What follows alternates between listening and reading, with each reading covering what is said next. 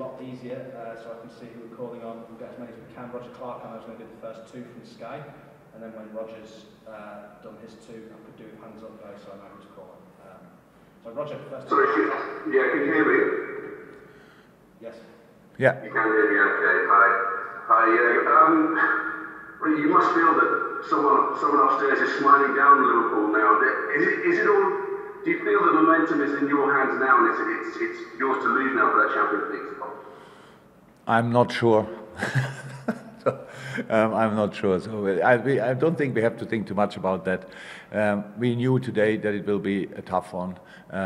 You play against a team who went through a lot, had a lot of pressure situations, and in the end they couldn't make it. So today, free of pressure, but with a really good attitude, they gave us a proper fight.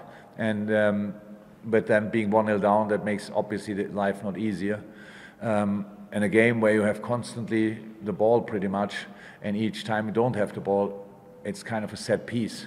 So the next ball is a set piece, and that makes it, how can you defend set pieces 1000% against a team like West Brom? It's just tricky.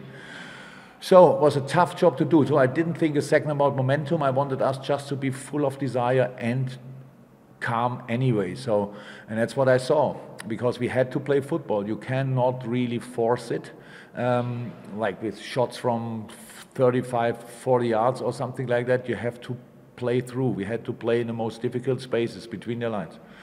So we created chances, but didn't use them.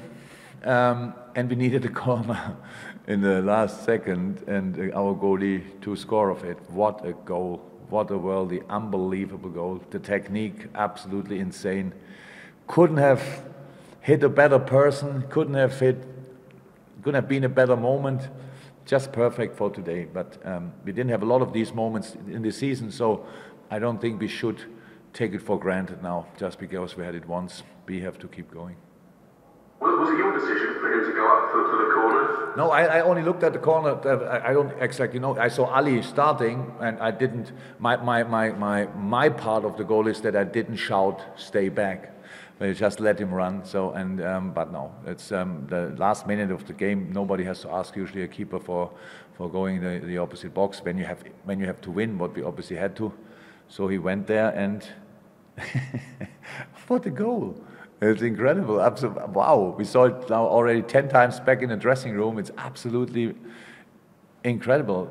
If Olivier Giroud scores a goal like this, everybody says that's a world-class goal. When Alisson is doing it, we have to say the same. Did you ride your luck a little bit? They had one ruled out, a decision that went your way when they had one ruled out. So then I think in the build-up to your first goal, the ref gave a free kick to Liverpool when perhaps it should have been a dropped ball. Did you feel that things started to go in your favour today? Oh, I didn't feel for a second that any kind of anything will go in our direction. I saw one team football playing all the time and one team getting all the free kicks. So when we got one free kick today, and it was in that moment maybe not right, I think I'm absolutely fine with that.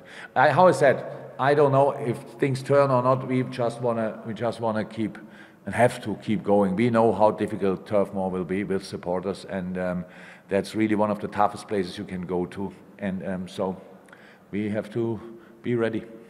Thank you, Roger. In order, we'll go John Cross, James Pearce and Dominic King. John Cross first, if that's okay. Hello, Jurgen. Hi. It was just so obvious from the ways that the players and yourself celebrated with Alisson what it meant for his teammates. He's clearly so loved amongst his teammates. Can you just talk about what a special person he is and how happy you are for him that this should happen to him? The way that his teammates showed today how much they like him, it's the best description. He's a wonderful, wonderful, wonderful, wonderful person, and